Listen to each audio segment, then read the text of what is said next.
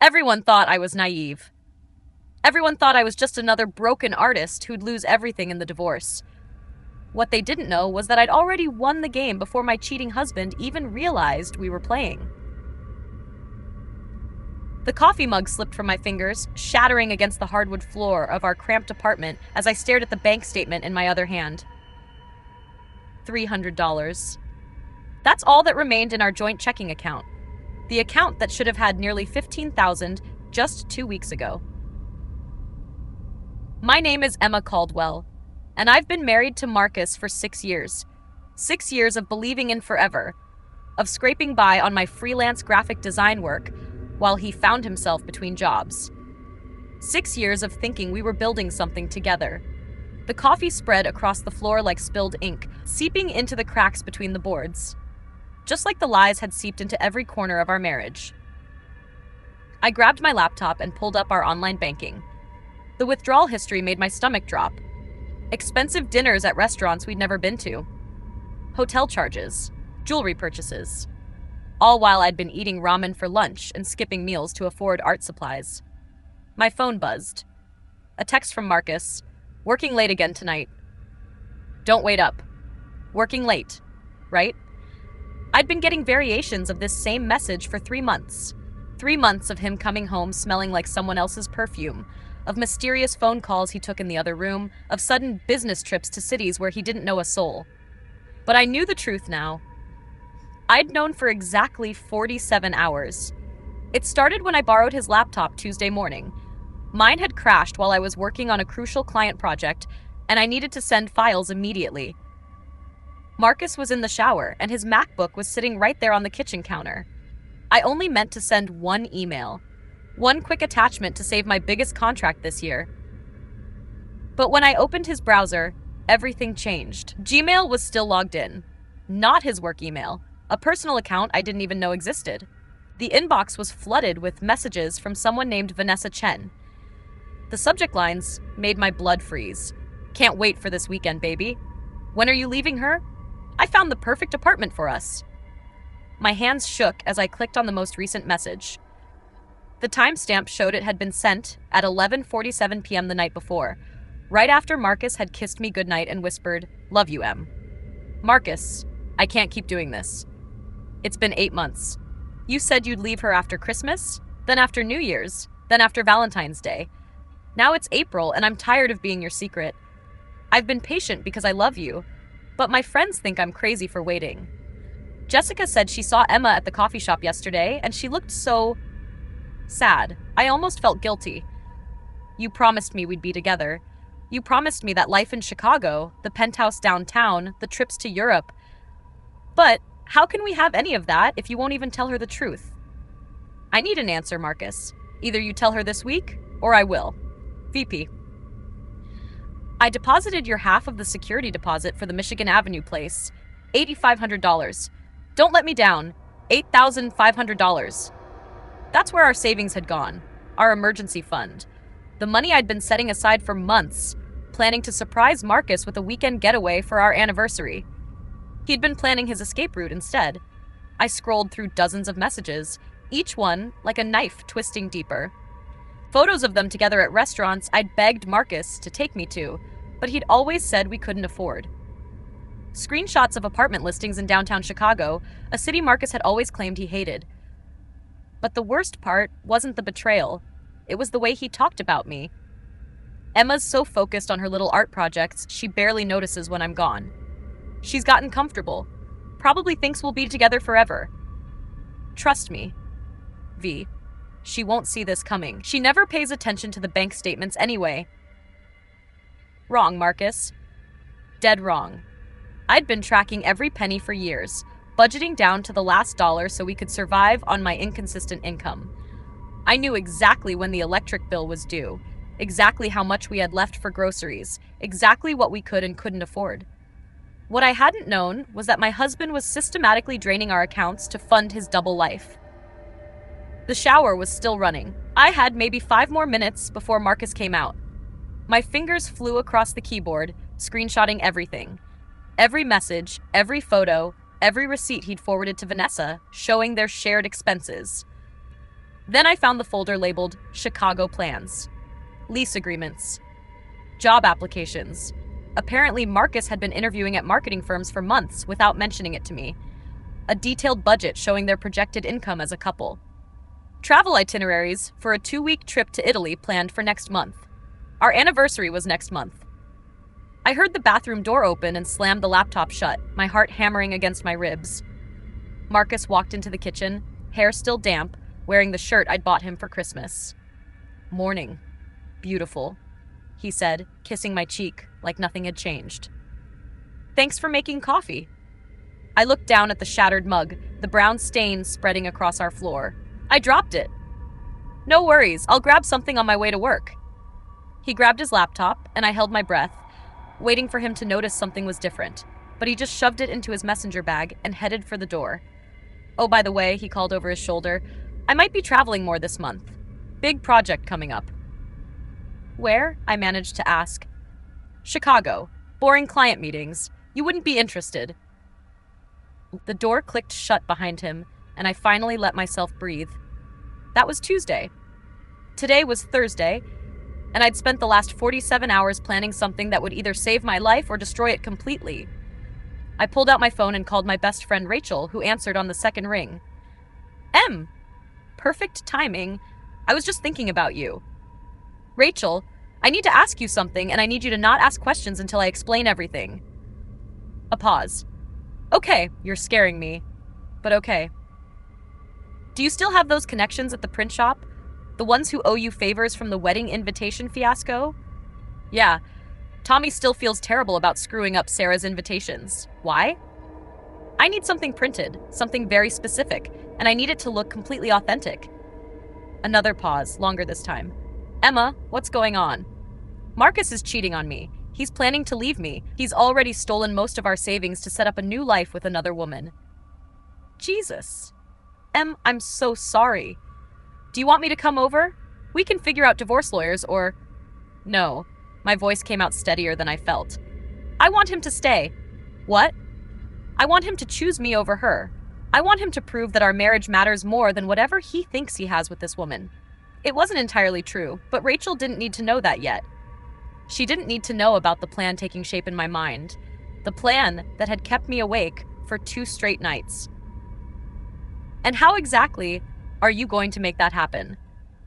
I looked down at my laptop screen, where I'd spent the morning researching lottery websites, studying ticket designs, learning about font types and security features that would make my creation look absolutely real.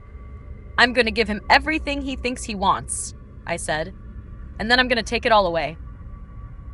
The plan was simple in concept, complex in execution. I would create a fake lottery ticket, a perfect replica showing a massive jackpot win. I'd present it to Marcus as our salvation, our chance to finally have the life we'd always dreamed of. And when his greed overrode his plans with Vanessa, when he chose money over love, I'd reveal the truth, not just about the ticket, about everything. "Rachel, I need your help. And I need you to trust me, even if this sounds crazy." "Emma, he thinks I'm stupid. He thinks I don't notice, don't care, don't pay attention. He's about to learn exactly how wrong he is." I spent the rest of Thursday perfecting my design. The Illinois Lottery website became my Bible as I studied every detail of their Mega Millions tickets. The font, the spacing, the logo placement, the way the numbers were arranged. I downloaded high-resolution images and used every graphic design skill I'd developed over the years. By evening, I had created what looked like a perfectly legitimate lottery ticket showing a jackpot of $47 million. $47 million. Enough to make Marcus forget all about Vanessa Chen and her downtown Chicago apartment. Enough to make him grovel, to make him promise me the world, to show me exactly who he really was when money was on the table. The hardest part would be the acting.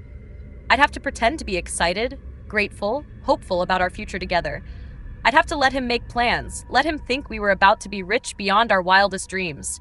And then, when he'd revealed his true nature completely, I'd pull the rug out from under him. My phone rang. Marcus. "Hey babe, running even later tonight. Don't wait up." In the background, I could hear restaurant noise, soft music, the clink of wine glasses. "No problem," I said sweetly. I'll just be here working on a new project, something that might change our lives. That's great, Em. Love you. Love you too. But as I hung up, I realized those might be the last words of affection we'd ever exchange. Because after tomorrow, everything would be different. I looked at my fake lottery ticket, printed on the highest quality cardstock Rachel's friend could provide, complete with the tiny security features I'd painstakingly recreated. It was perfect. Completely convincing. Marcus thought he was playing chess while I played checkers. He was about to discover I'd been playing an entirely different game. Friday morning arrived with the kind of cruel sunshine that makes heartbreak feel even more surreal. I woke up alone. Marcus had never come home the night before. Another late work session that stretched until dawn. I found his text at 6:47 a.m., crashed at Dave's place. See you tonight. Big weekend planned. Big weekend. Right. Probably with Vanessa. I made coffee in a new mug, my hands steadier than they'd been in days. Today was the day. I'd rehearsed my performance in the mirror until it was perfect. The right amount of shock, excitement, and breathless joy. I'd practiced my story, found the ticket in my old purse, realized I'd never checked the numbers from last Tuesday's drawing. The fake ticket sat in my jewelry box, hidden beneath the pearl earrings Marcus had given me for our second anniversary, back when he still remembered anniversaries. At 10 a.m., I called him. Emma, is everything okay? You never call during work hours. The concern in his voice almost made me falter. For just a moment, he sounded like the man I'd married. The man who used to bring me coffee in bed, who'd hold my hand during scary movies, who'd promised to love me through everything. Marcus, I said, letting my voice shake just slightly, I need you to come home. Right now. What's wrong? Are you hurt? I'm not hurt, but I need you here. Please. I can't handle this alone. A pause.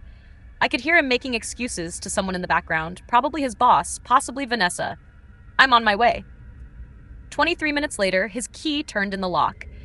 I was sitting at our kitchen table, the fake lottery ticket face down in front of me, my laptop open to the Illinois Lottery website showing Tuesday's winning numbers. Em? He looked genuinely worried as he rushed to me. What's going on? For a split second, seeing his concern, I almost abandoned the whole plan. Almost told him I knew about Vanessa, about Chicago, about everything. Almost gave him a chance to explain, to choose me, to fight for us. But then I remembered his words in those emails. She won't see this coming. She never pays attention anyway. I found something, I whispered, in my purse. I was looking for a pen this morning, and I found this lottery ticket I'd completely forgotten about. I turned it over with trembling fingers. Marcus glanced at it dismissively. Babe, we've bought lottery tickets before. They never. Look at the numbers. He looked. His eyes moved from the ticket to my laptop screen showing the winning numbers from Tuesday's drawing. Back to the ticket. Back to the screen. His face went completely white. Emma, he breathed. These numbers, they match. All of them, I whispered. Every single one. The silence stretched between us like a chasm. I watched his face transform as the implications hit him. $47 million. Enough money to change everything. Enough money to make him forget all about leaving me. Oh my God, he said, sinking into the chair across from me. Oh my God, Emma. We're rich. The greed in his eyes was immediate and unmistakable. Not joy for us as a couple. Not relief that our financial struggles were over. Just pure naked avarice. I can't believe it, I said, playing my part perfectly. I keep thinking I'm dreaming. Marcus reached across the table and grabbed my hands. We have to be smart about this. We need to call a lawyer, a financial advisor. We need to think about taxes, investments. I know. Marcus, this changes everything, doesn't it? Everything, he agreed, his grip on my hands tightening. Emma, we can have the life we always dreamed of. Travel, a real house, no more worrying about money. The life you were planning to have with Vanessa, I thought. But out loud, I just smiled and let tears of joy fill my eyes. I love you so much, I said. I can't wait to start our new life together. Something flickered across his face. Guilt, maybe, or confusion. But the greed won out. I love you too, babe. This is incredible. This is our chance. He spent the next hour on his phone, first calling in sick to work. Food poisoning, he claimed. Then researching lottery procedures. calling the state lottery office, even contacting a financial advisor his college roommate had recommended. I watched him plan our future with the same methodical approach he'd used to plan his escape with Vanessa. Every detail mapped out, every contingency considered. "We should celebrate," he said finally. "Let me take you to dinner. Somewhere nice." Somewhere he'd probably taken Vanessa, I realized. That sounds perfect. That evening, Marcus chose Enzo's, an upscale Italian place downtown that we'd always said was too expensive. As we sat across from each other in the dim lighting, surrounded by couples who could actually afford to eat there, he outlined his vision for our new life. "We could move somewhere warm," he said, twirling expensive pasta around his fork. "California, maybe? Or Florida. Get a house on the beach." "What about Chicago?" I asked innocently. "You've been traveling there so much for work lately. You seem to like it." Another flicker of guilt. "Chicago's great for business, but for living, I think we can do better." He was lying so smoothly, so naturally. 6 years of marriage, and I'd never realized what a skilled deceiver he was. "We could travel," he continued. "Europe, Asia, Australia. All those places we've talked about but never thought we could afford. All those places you were planning to visit with Vanessa." "It's overwhelming," I said, leaning forward. "A few days ago I was worried about paying rent, and now we never have to worry about money again." He reached across the table and took my hand. "Emma, I want you to know, this lottery win, it's made me realize how lucky I am to have you, how much our marriage means to me." I almost choked on my wine. "Really? Really? I know I've been working a lot lately, traveling, maybe not giving you the attention you deserve. But this is our chance to focus on each other, to build something amazing together." The waiter brought our check. $387 for dinner.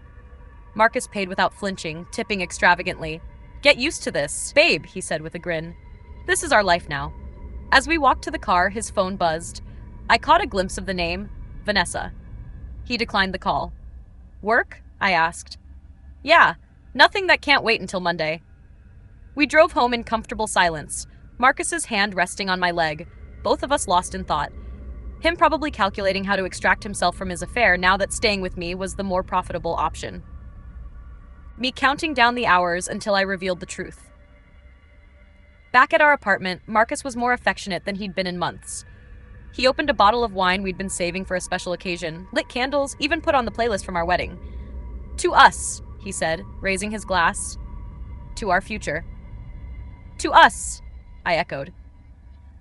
We made love for the first time in weeks, and I hated how good it felt to have him close again, to feel wanted and desired.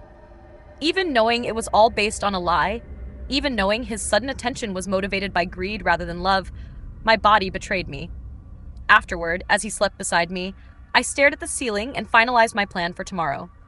Saturday morning, Marcus was up early, already dressed and making breakfast when I emerged from the bedroom. "Morning, beautiful. I made your favorite, blueberry pancakes." "What's the occasion?" I asked, though I knew the answer. "Does a man need an occasion to spoil his wife?" He kissed my forehead. "Besides, we're millionaires now. We should start acting like it." During breakfast, his phone rang 3 times. Each time, he glanced at the screen and declined the call. Each time, I caught Vanessa's name. "Popular morning," I observed. "Work stuff. I told them I'd be unavailable this weekend." After breakfast, Marcus suggested we go shopping. "Nothing crazy," he said. "But maybe we could look at some nicer neighborhoods, get a feel for where we might want to live." We spent the afternoon driving through the most expensive parts of the city, Marcus pointing out houses that would soon be within our reach. He was animated, excited, more engaged than I'd seen him in months. At every stop, his phone buzzed, and at every stop, he ignored it. By evening, the calls had stopped, but text messages were piling up. I couldn't see them, but I could see his growing agitation each time the phone lit up. Finally, around 8 p.m., he excused himself to take a call. "Work emergency," he said, heading to the bedroom. "Give me 5 minutes." I crept closer to the door and listened. "Vanessa, I can't talk right now." "No, something's come up. It's complicated. I need more time to figure things out." A long pause. "Don't say that. You know I care about you. It's not about the money." "Okay, maybe it is partially about money, but..." Another pause. "Look, can we meet tomorrow? I'll explain everything. Yes, I promise." When he came back to the living room, he looked stressed. "Everything okay?" I asked. "Fine. Just work drama. You know how it is."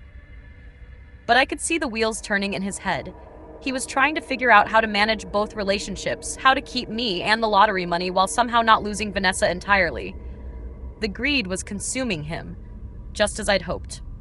That night, I lay awake listening to him toss and turn beside me. He was fighting an internal war between the life he'd planned with Vanessa and the fortune he could secure by staying with me. Money was winning, just as I'd known it would. Sunday morning arrived, gray and drizzling. Marcus was quiet during breakfast, checking his phone constantly. The messages from Vanessa had resumed with a vengeance. "I need to run some errands today," he said finally. "Boring stuff. Banking, paperwork for the lottery claim. I could come with you." "No need. It'll be incredibly dull." "Why don't you work on your art? Celebrate by starting that big project you've been talking about." He was going to see Vanessa, going to try to manage the situation, probably to buy himself more time while he figured out how to have both the money and the mistress. "Okay," I said, "but don't be gone too long. I have a surprise for you when you get back." "What kind of surprise?" I smiled mysteriously.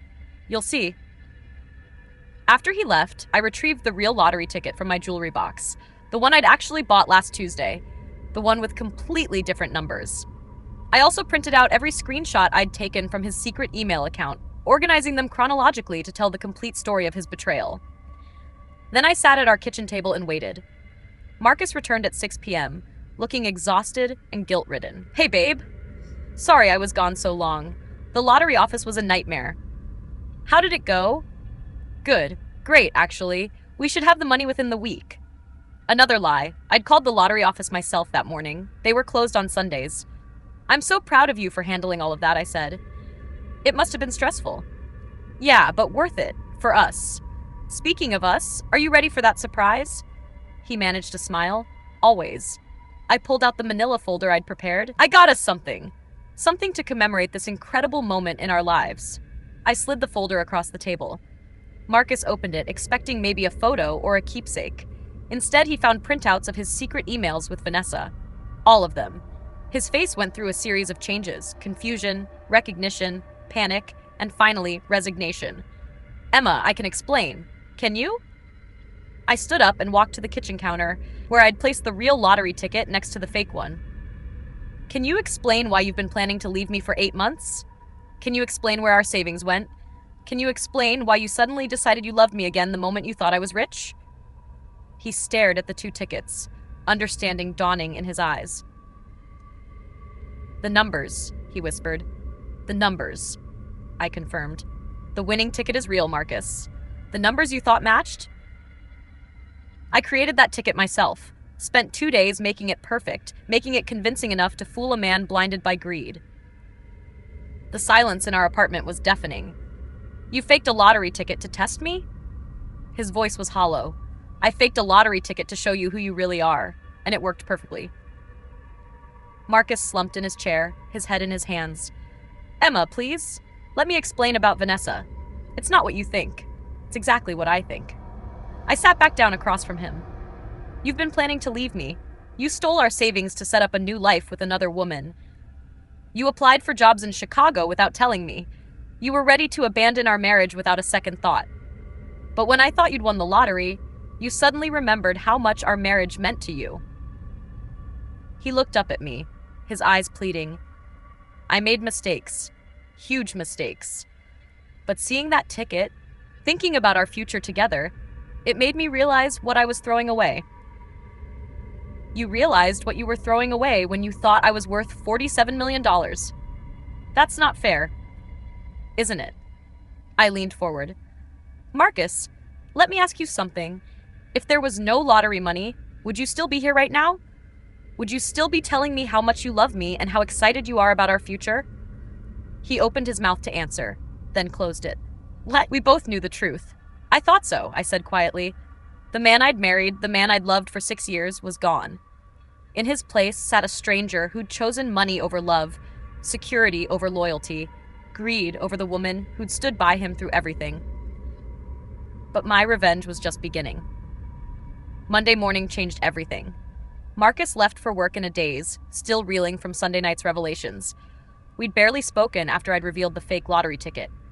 He'd tried to explain, to justify, to make excuses, but I'd simply gathered my evidence and gone to bed.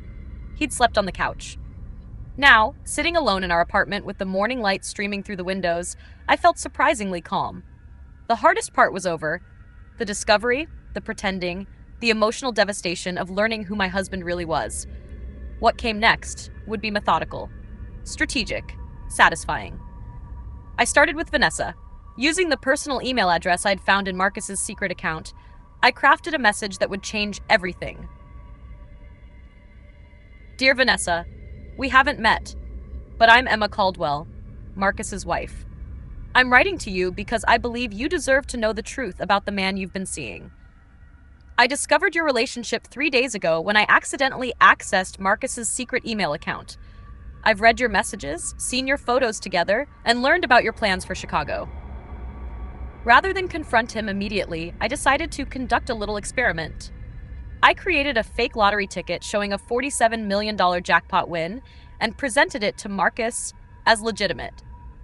His response was immediate and telling. Within hours, he was making plans for our future together, telling me how much our marriage meant to him and promising me the world. For 3 days, he ignored your calls and messages while planning how to spend our money. When I revealed the ticket was fake yesterday, I asked him a simple question. If there was no lottery money, would he still choose me over you? He couldn't answer. I'm sending you screenshots of his messages to me during those 3 days, as well as evidence of his behavior when he thought he was about to be rich. I think you'll find them illuminating. You deserve better than a man who would abandon you the moment a more profitable option appeared. We both do. Sincerely, Emma. I attached everything. Screenshots of Marcus's loving messages to me over the weekend, photos he'd sent me from our expensive dinner, even a recording I'd secretly made of him declaring his renewed love for our marriage. Then I hit send. Next, I turned my attention to Marcus's workplace. I'd always found his boss, Richard Steinberg, to be pompous and self-important, but he ran a tight ship and had strict policies about employee conduct. I crafted another email, this one more formal. Mr. Steinberg, I hope this message finds you well. I'm writing to bring a matter to your attention regarding my husband, Marcus Caldwell, who works in your marketing department. I recently discovered that Marcus has been conducting a romantic affair with a woman named Vanessa Chen for the past 8 months. This relationship has involved him using company time and resources for personal matters, including job interviews in Chicago that he conducted while claiming to be working on client projects. I have substantial evidence of this behavior, including emails sent during work hours, expense reports for business meals that were actually romantic dinners, and documentation showing he applied for positions with your competitors while representing himself as a loyal employee. I understand this is a delicate situation, but I felt you should be aware that Marcus has been systematically deceiving both his employer and his family. I'm happy to provide documentation if needed. I'm copying HR on this message to ensure proper protocols are followed. Best regards, Emma Caldwell. I sent copies to Richard, the HR director, and Marcus's direct supervisor. By noon, I'd sent similar messages to Marcus's mother, who'd always claimed I wasn't good enough for her precious son, his college buddies who'd been helping him cover for his affair, and 3 mutual friends who'd been unwittingly providing alibis for his work trips. Each message was tailored to the recipient, but they all contained the same core elements. Documented proof of Marcus's betrayal, evidence of his greed-driven behavior during the fake lottery weekend, and a clear picture of who he really was beneath his charming exterior. Then I waited. The first response came from Vanessa at 12:47 p.m. Emma, I am absolutely mortified. I had no idea Marcus would react that way to the lottery ticket situation. Reading his messages to you over the weekend made me physically sick. You're right.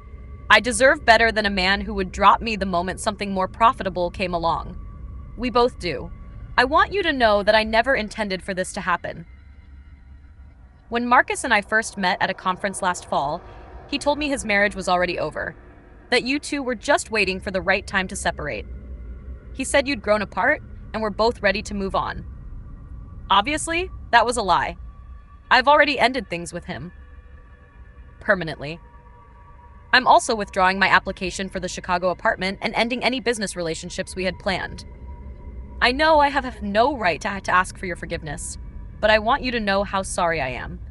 You seem like an incredibly strong and intelligent woman, and Marcus is a fool for not recognizing what he had.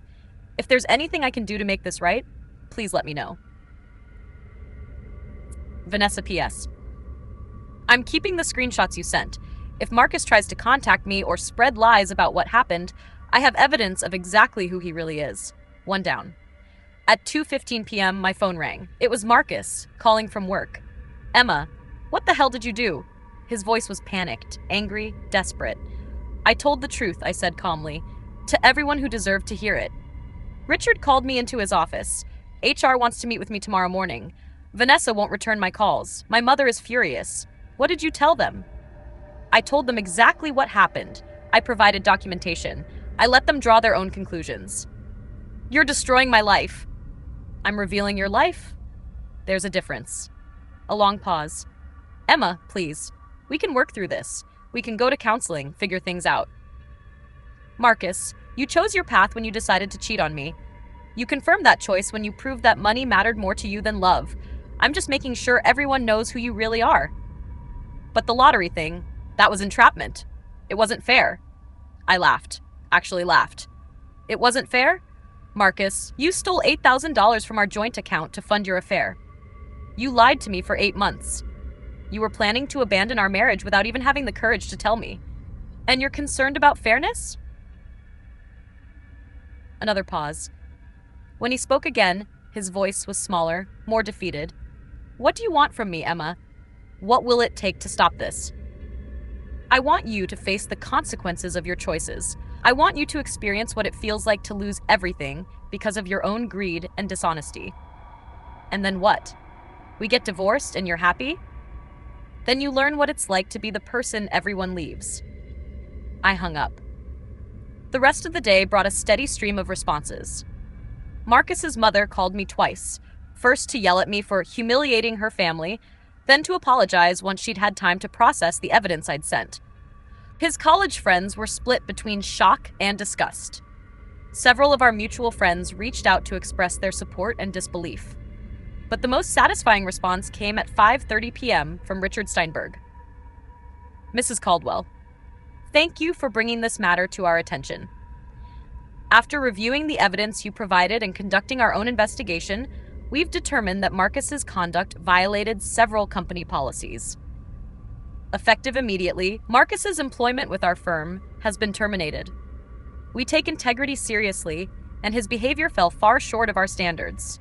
I want to personally apologize for any inconvenience his actions may have caused. If you need any documentation for legal proceedings, please don't hesitate to contact our HR department. Best regards, Richard Steinberg, CEO.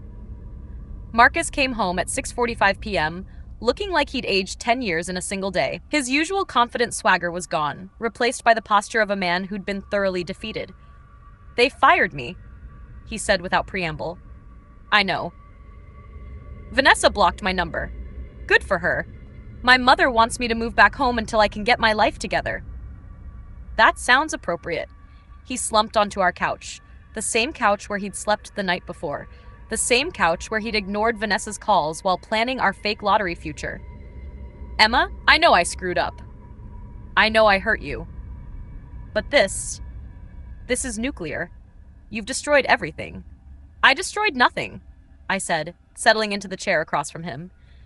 You destroyed your job by being dishonest and using company resources for personal matters. You destroyed your relationship with Vanessa by proving you'd abandon her for money. You destroyed our marriage by choosing greed over love. He looked up at me with something that might have been hope, but we're still married. We could still... No, Marcus. We couldn't. I pulled out the manila folder I'd prepared that morning, a different one this time, filled with divorce papers I'd spent the afternoon preparing with a lawyer I'd contacted online. I'm filing for divorce. Given your infidelity and the financial theft, my attorney thinks I have an excellent case for getting the majority of our remaining assets. His face went white. Emma, please. There's more. I opened the folder and spread out the documents. I've also documented every expense you charged to our joint accounts for your affair. The dinners, the hotels, the security deposit for the Chicago apartment. That's $8,500 in fraudulent expenses. That's not fraud. It's theft, Marcus. You took money from our joint account without my knowledge or consent and used it to fund an extramarital affair. My lawyer calls it conversion of marital assets. In Illinois, that's grounds for criminal charges. The color drained completely from his face. You wouldn't. Try me. For the first time since this all began, Marcus looked genuinely scared. Not angry, not defensive, not manipulative. Scared. What do you want? He whispered. I want you to understand what you've lost. I want you to realize that the woman who loved you unconditionally, who supported your dreams, who sacrificed her own comfort for your happiness, that woman is gone. You killed her with your lies and your greed. I stood up and walked to the window, looking out at the city lights. I want you to know that when you're living in your mother's basement, applying for jobs that will barely pay your bills, trying to rebuild relationships with people who now know exactly who you are, I want you to remember that you chose this.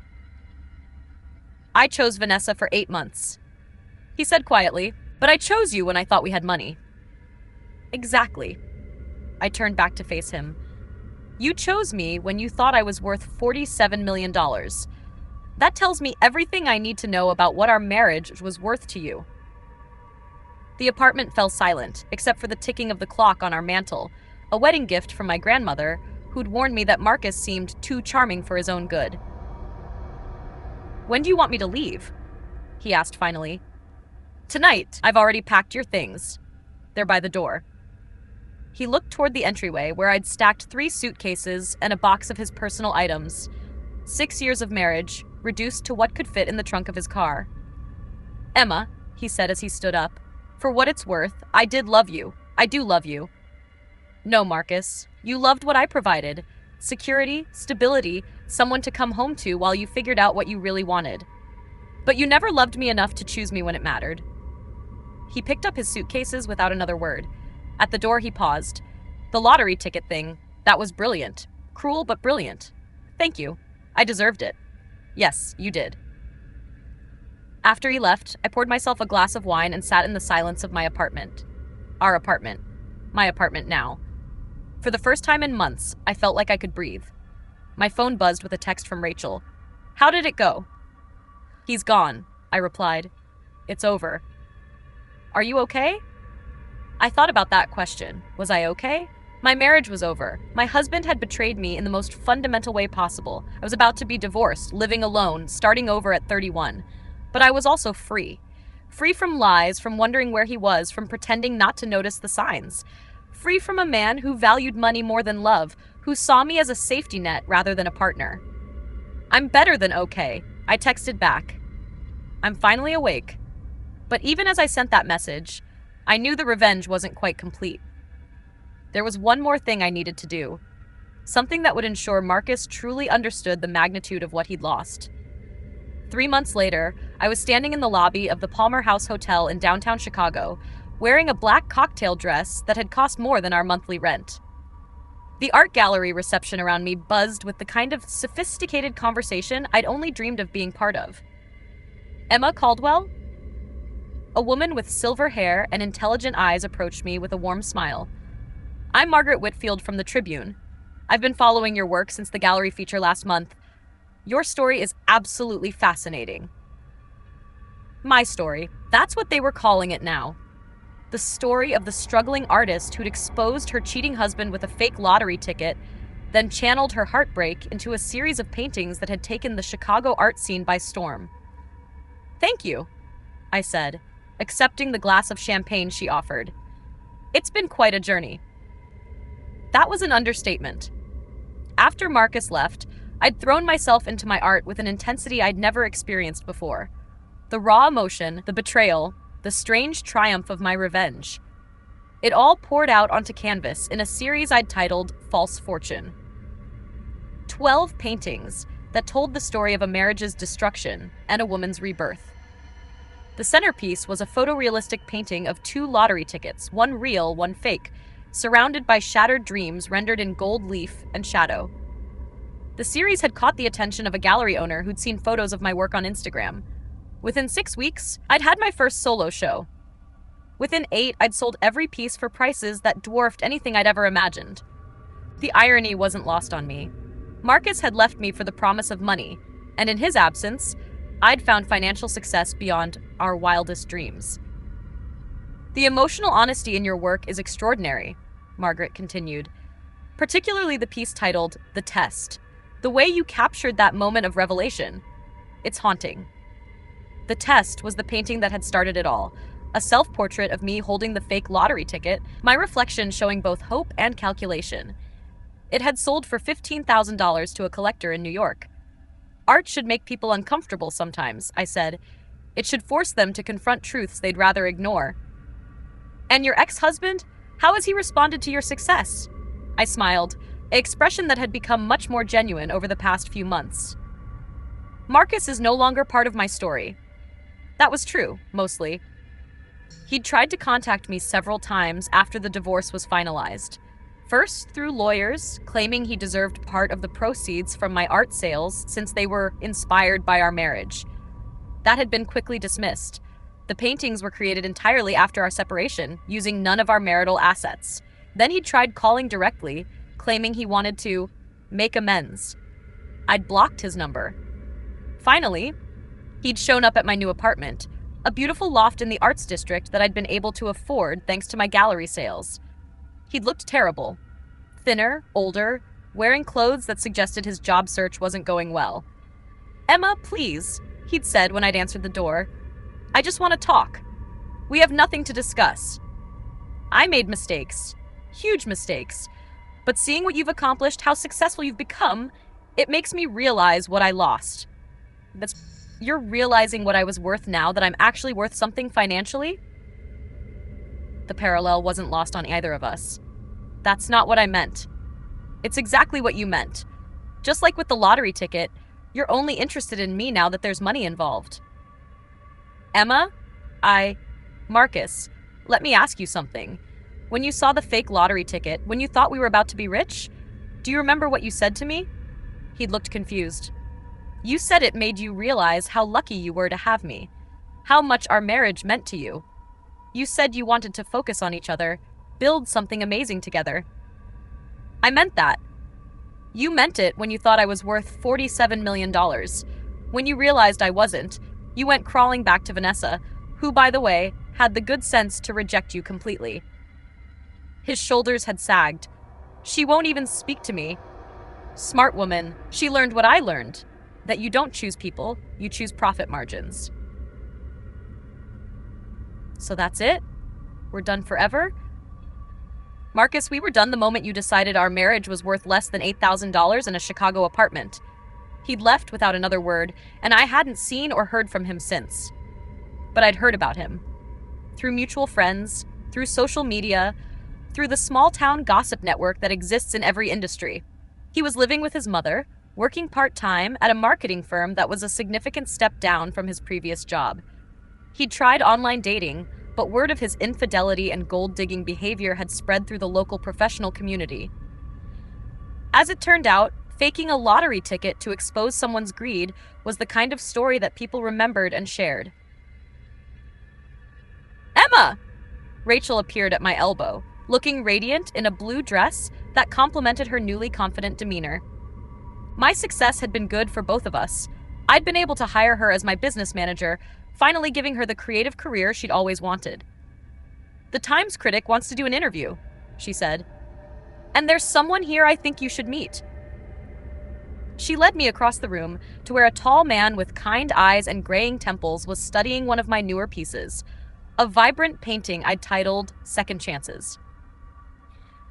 Emma, this is Dr. James Morrison. He's a psychologist who specializes in relationship trauma, and he's very interested in your work.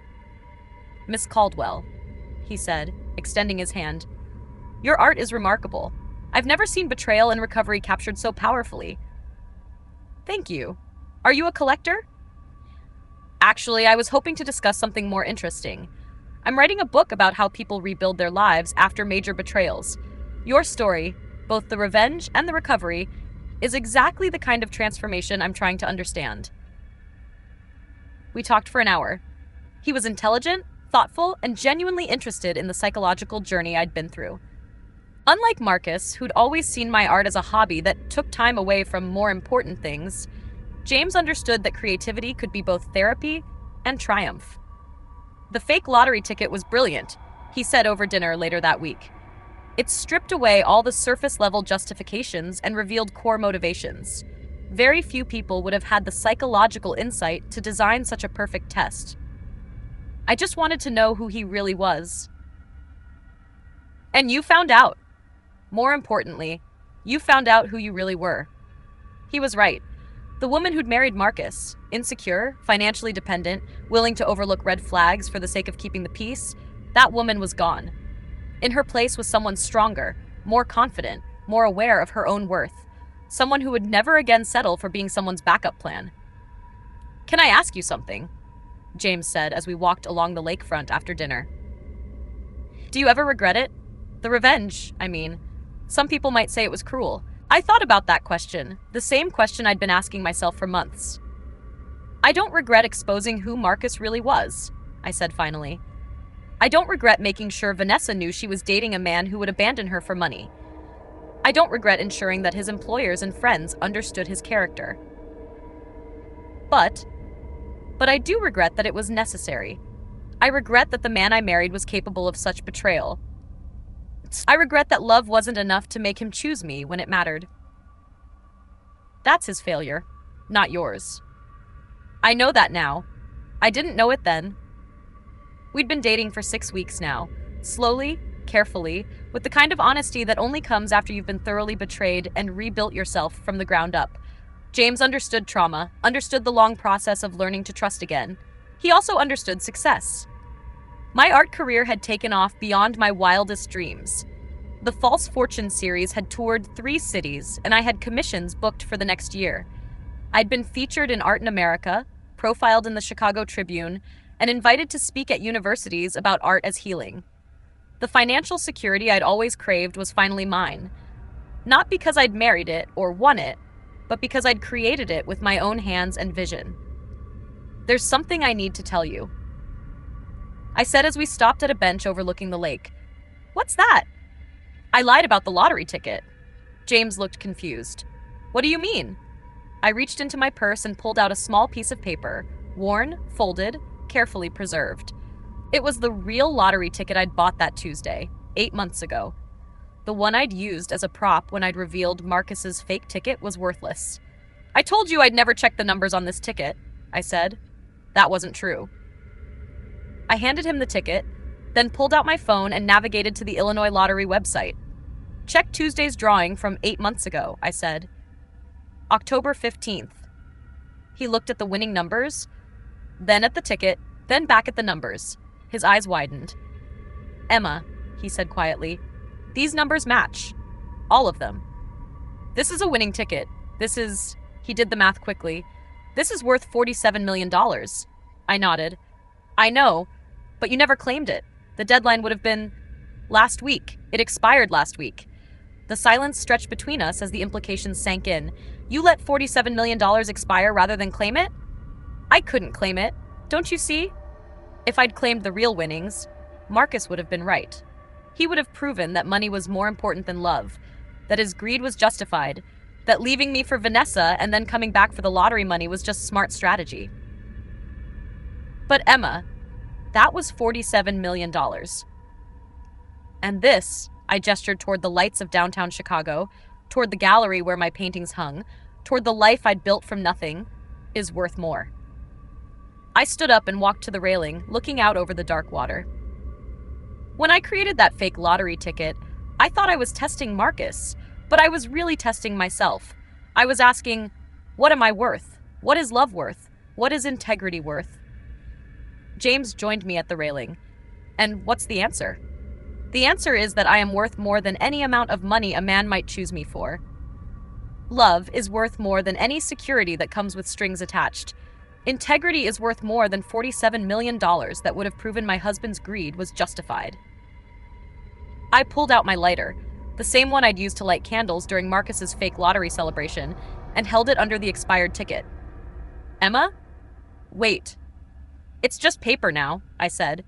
The deadline passed. It's worthless.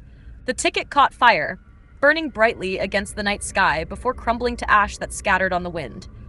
Besides, I added, watching the last of it disappear, I already won.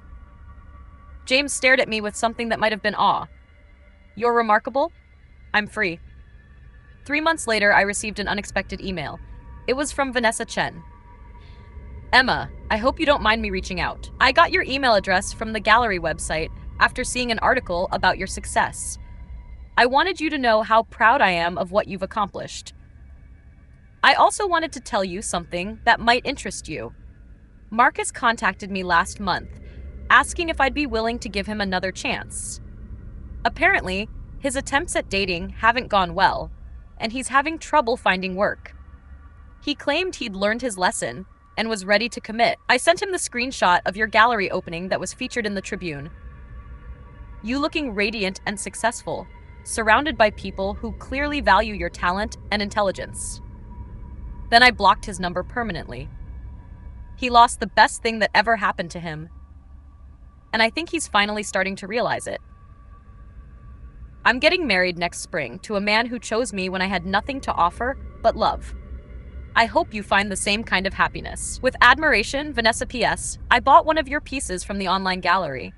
Second Chances hangs in my living room now, reminding me daily that sometimes the best revenge is simply living well. I smiled as I closed the email. Vanessa was right. The best revenge was living well. But sometimes a little strategic psychological warfare didn't hurt either. My phone rang. It was James, calling from his office between patients. Are you free for dinner tonight? I have something I want to discuss with you. Good something or concerning something. Definitely good. Life-changing, hopefully. 6 months later, James and I were engaged. Not because I needed financial security, I had that now. Not because I was afraid of being alone. I'd learned to love my own company. But because he chose me every day, in small ways and large ones, proving that love didn't have to be a transaction. The engagement ring wasn't the biggest or most expensive, but it was chosen with care, purchased with honest money, and given with the kind of love that multiplies rather than subtracts.